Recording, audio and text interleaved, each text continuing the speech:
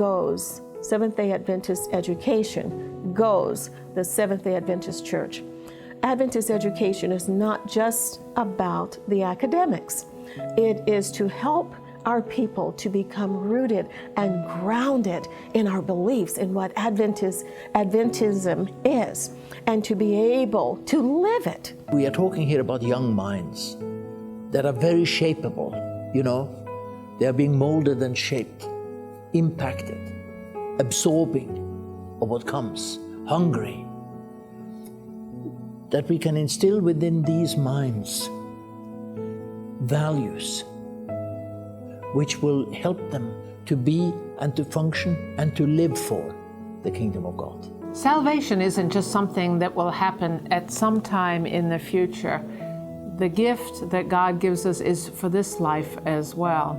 To be able to be a blessing in this life, to help others, to live healthier, happy lives, to have happy marriages. These are blessings that God wants us to have.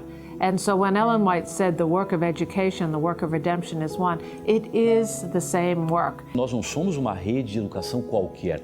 Nós somos uma rede de educação confessional que tem por objetivo ensinar para a vida, mas preparar para a eternidade. Então aí vem o equilíbrio, como fazer tudo isso, porque se nós não fizermos tudo isso, os pais não têm interesse na nossa escola, eles querem um lugar que prepare, que lance os filhos para o futuro, que tenha qualidade acadêmica. Mas vem o desafio de trazer esse outro lado, que os pais muitas vezes não veem, mas que nós como igreja precisamos ter muito claro, nós temos uma missão. E a missão é preparar para a vida, mas é colocar Jesus no coração de cada menino e de cada menina que passa pelas nossas escolas. E a grande meta que nós temos hoje é fortalecer um lado e encontrar ainda mais energias para colocar no outro. A vida espiritual, o cumprimento da missão e levar cada um desses garotas e garotos aos pés de Jesus.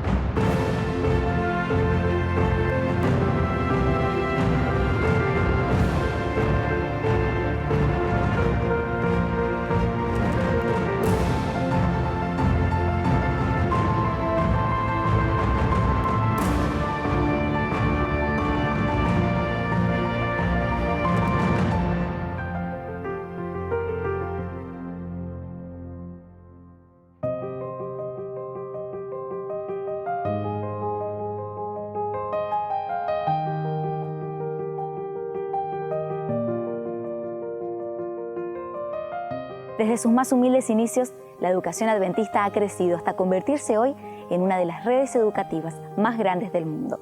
Pero este privilegio viene también con grandes desafíos y con la responsabilidad de llevar el mensaje de la filosofía de la educación adventista a cada ser que esté dispuesto a aprender a los pies del gran Maestro Jesús.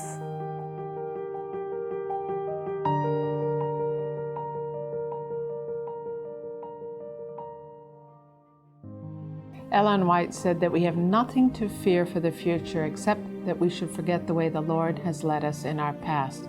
Many of the lessons from our past can help us with current problems.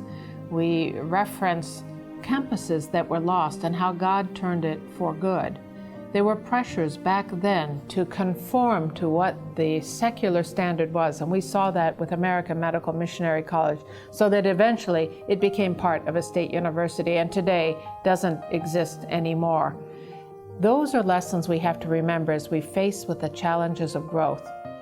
Our greatest challenges really come from the growth. We are growing so fast, so popular, there's always the pressure to conform, to make some compromises financially, to admit students, to hire teachers who don't really understand our philosophy, to not work with those teachers to be able to understand what the philosophy is. So we should look back and see what lessons were learned there, what we can do, and recommit again to those core values. The greatest challenge we have is to keep our major focus.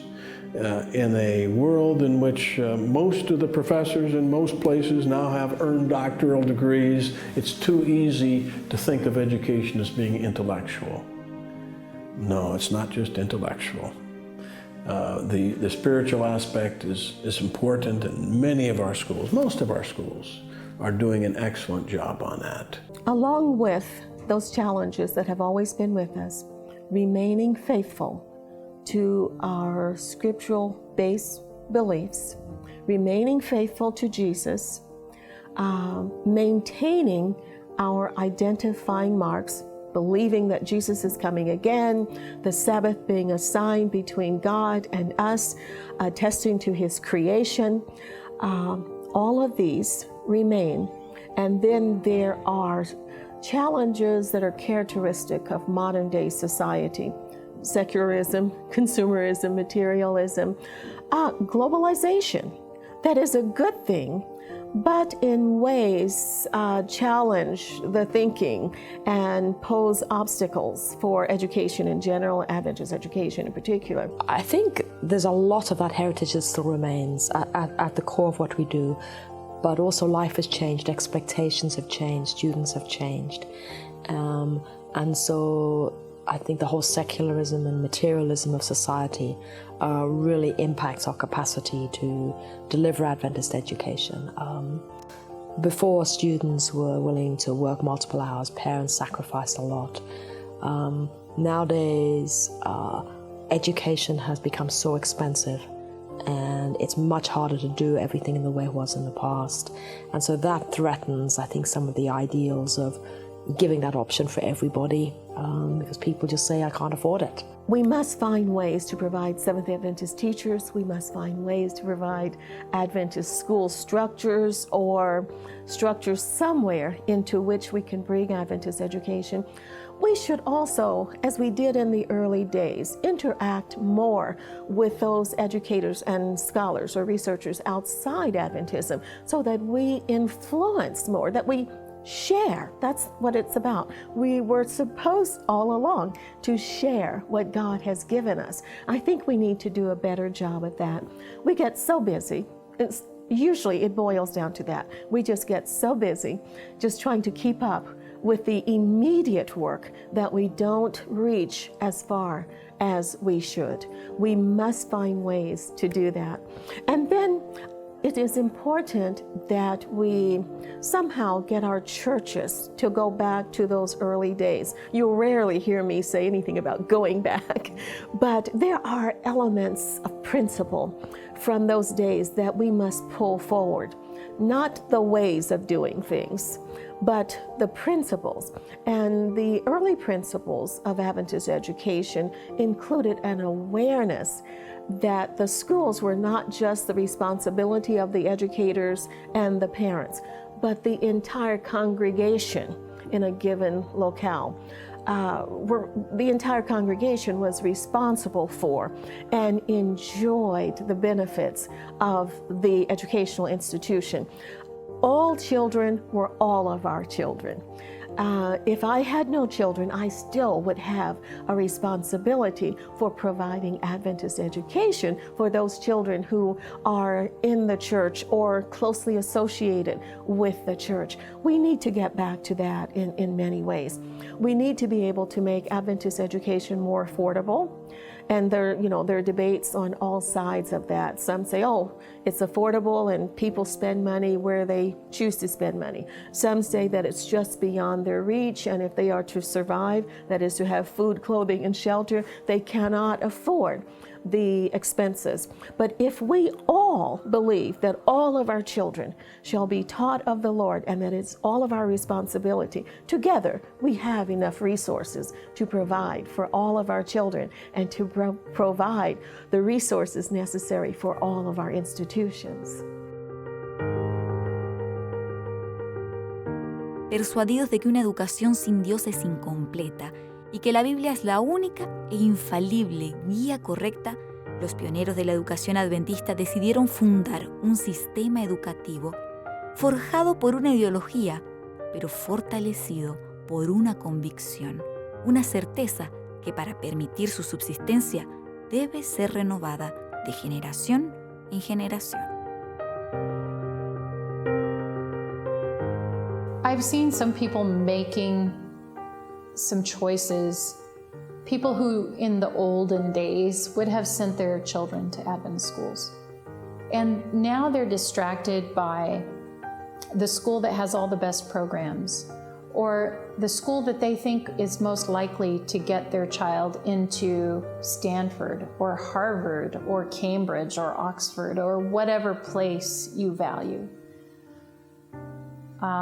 They also may not understand why they should sacrifice to make this happen. Perhaps they don't understand that when you sacrifice to make it happen, things often do work out, even if you don't think you have enough. But in some cases, the people who are not sending their children to Adventist schools can certainly afford it, but they're choosing not to do so. I did a qualitative study and went around and asked parents why they weren't sending their children or why they stopped sending their children. And this is what I heard. After we talked about the financial challenges of sending their children to private education, they really said, well, they weren't sure that their kids were getting as quality an education as they might in another school system. So I said to them, well, how do you know that? And they said, well, we don't. Do you have any evidence to prove otherwise? And I had to say to them, no, we didn't. Not on a large scale, not on a comprehensive scale. So I said, maybe that's what we ought to do as a School of Education here at La Sierra, is to find out exactly how our kids are doing all across the North American division, which includes Canada and Bermuda. So that began the Cognitive Genesis study, and we did a 4-year longitudinal study. So it wasn't just a snapshot, but for 4 years we tracked students to see how they did in the 4 years. And it involved quite a lot, because when you think we had 900 schools then, over 50,000 students or more actually, and we had to do that for 4 years and get the cooperation of their schools, their principals, their parents, and the students themselves. And we had to test them on standardized tests for achievement and ability. So it was a huge project. And I have to say, some people thought that it was impossible. But with God's help, nothing is really impossible. And so I just felt like God was with us all the way, and eventually we successfully completed the project.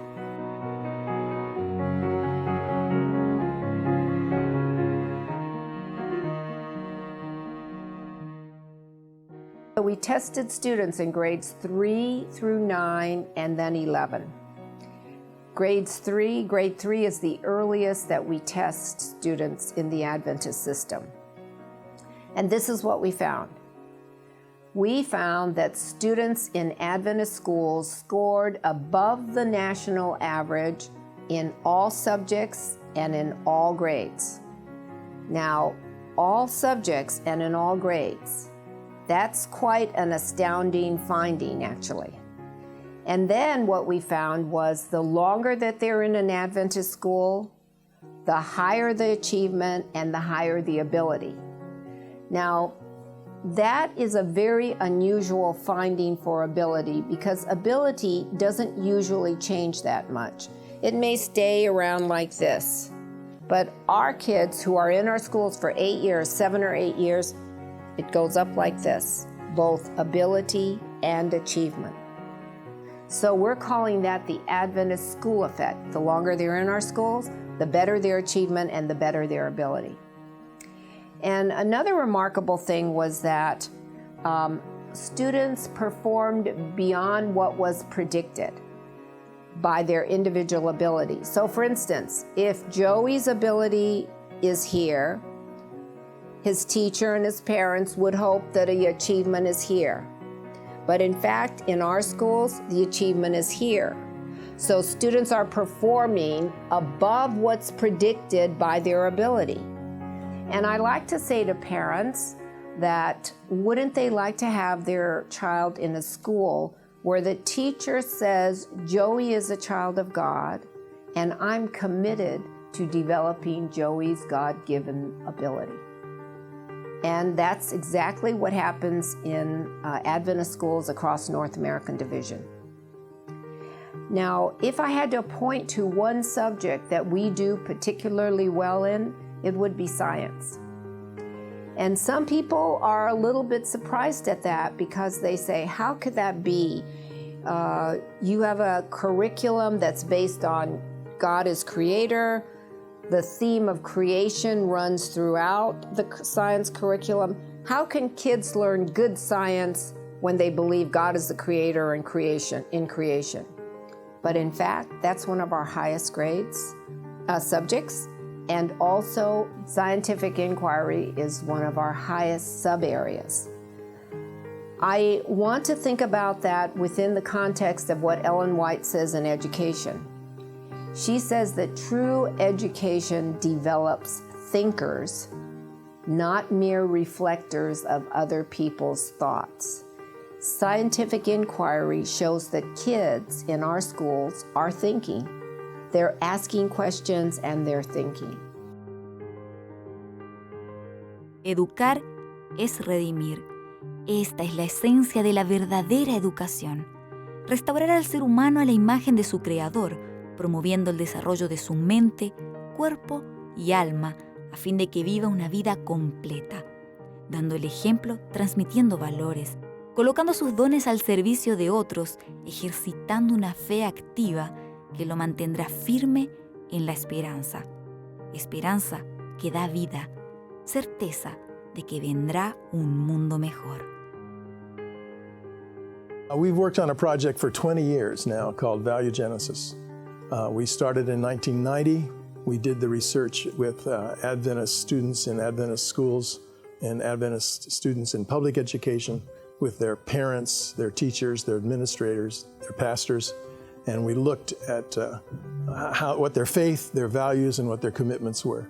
And we did it again in 2000, and we did it again in 2010, so we've had 3 iterations of Value Genesis research to see the trends in Adventist education and in the generations of young people.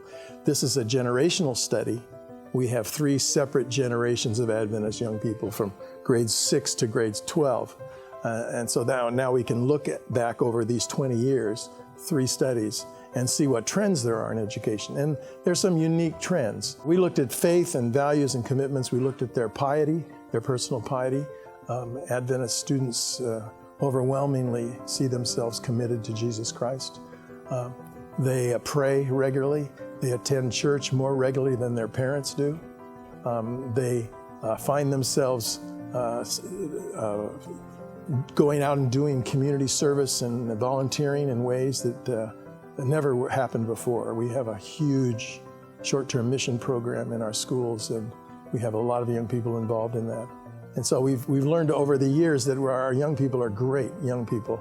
They're safer in Adventist schools. They don't get involved in at-risk behavior as much. We have all the same kinds of problems the secular schools have, but we have them in much less degree in terms of percentages. So the schools are a safe place to be.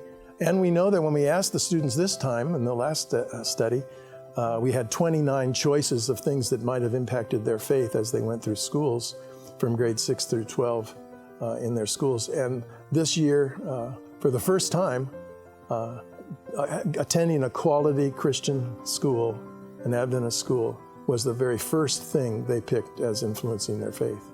So that was a pretty powerful, especially when you realize that the schools are competing with mothers and grandparents, and all those are important in building a person's faith. As I think of where I want my children to be in their lives, I want them to be in a place where God is the very center of their lives. That's not likely to happen somewhere else. In fact, there are likely to be distractions somewhere else. I want them to have the best choices possible to choose God. And our data that we have gathered through the Value Genesis study and the Cognitive Genesis studies, and those were very scary studies to do because we were asking, is Adventist education worth it? Is church worth it in students' lives? And we didn't know what the results would be. Both of those show that when home and school, Adventist school and church work together, your child is likely to stay in the church during their lives, through their lives, and that when your child is in Adventist school, they actually not only achieve better than the norm of students in secular schools, but their abilities also increase. So we've done an achievement test to say, how do they perform? And we've done ability tests to say, what are their abilities to learn? And both of them show that students who go to Adventist schools do better.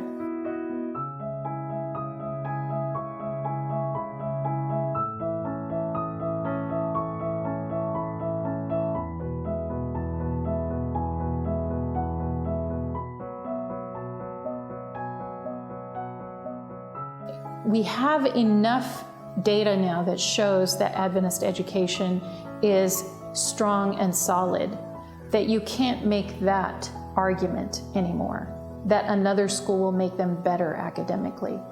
In fact, I have seen students come all the way through our elementary schools, our high schools, and even through college, and then apply for their postgraduate studies at places like Stanford and Harvard and Purdue and Oxford, and they go.